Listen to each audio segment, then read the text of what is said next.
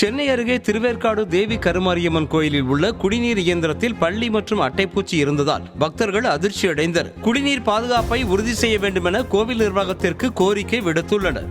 அருள்மிகு ஸ்ரீ திருவேற்காடு கருமாரியம்மன் கோயில், இந்த கோவிலில் எவ்வளோ ஒரு கூட்டம் இருக்குது என்னன்னு பாருங்கள். அதுலேயே பார்த்தீங்கன்னா சுத்திகரிக்கப்பட்ட குடிநீர்னு போர்டு இருக்குது. சரியா, சுத்திகரிக்கப்பட்ட குடிநீர். அதில் டேப்பு பக்கத்தில் ஒரு அட்டைப்பூச்சி ஒன்று வருது. அதனால் நான் என்ன பண்ணேன், மேலே ஏறி அப்படியே அதை ஓப்பன் பண்ணி பார்த்தேன். அதை ஓப்பன் பண்ணி பார்த்தாக்கா அதிர்ச்சி பாருங்கள், உள்ள ஒரு பல்லி, அப்புறமா இன்னொரு அட்டைப்பூச்சி செத்து போய் மிதக்குது பாருங்க. அட்டைப்பூச்சி செத்து போய் மிதக்குது. சரியா, உள்ள இன்னொரு அட்டைப்பூச்சி ஒன்று செத்து போய் மிதக்குது பாருங்க. பல்லி வேற உள்ள இருக்குது. இது ஒரு அட்டைப்பூச்சி.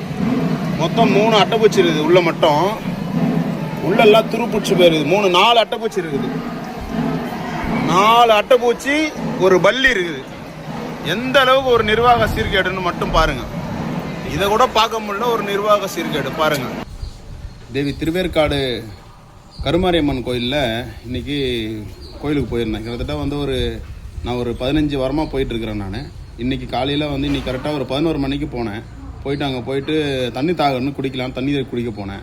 போன இடத்துல பார்த்தீங்கன்னா அந்த தண்ணி டேப் பக்கத்தில் ஒரு அட்டைப்பூச்சி ஒன்று இருந்தது. சரின்ட்டு தண்ணி குடிச்சிட்டு அந்த மேலே இருக்க அந்த சுத்திகரிக்கப்பட்ட அந்த போர்டை பார்த்துட்டு உள்ளத்துக்கு அந்த டேங்கை திறந்து பார்த்தா உள்ள ஒரு பல்லி, ஒரு 4 அட்டைப்பூச்சி செத்து போயிருந்தது.